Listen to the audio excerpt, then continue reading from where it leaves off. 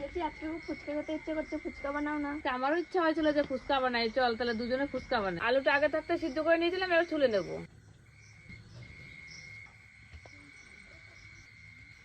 পেঁয়াজ কাঁচা লঙ্কা কেটে নেবো।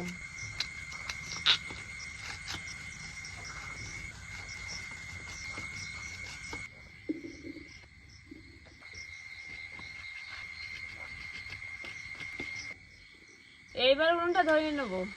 উনুন ধরে গেছে, আর কড়াই বসিয়ে দেবো। শুকনো কড়াইতে জিরে, ধনে, গরম মশলা, শুকনো লঙ্কা ভেজে নেবো। ফুচকা ভাজার জন্য সাদা তেল দিয়ে দেবো। ফুচকা আজকে বাজার থেকে কিনে নিয়ে চলে এসেছি, এবার তেলে ভেজে নেবো।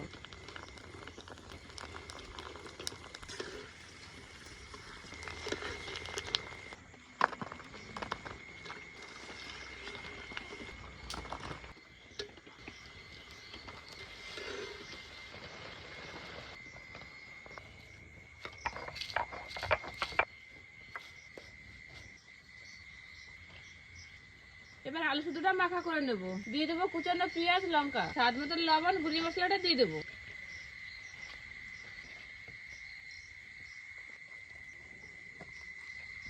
তেঁতুলটা আগে জলে ভিজিয়ে রেখেছিলাম, এবার গুলিয়ে নেব।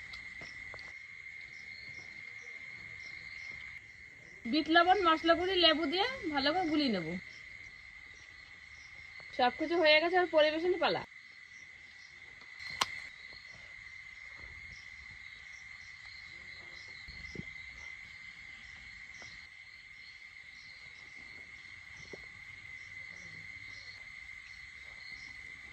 দারুন।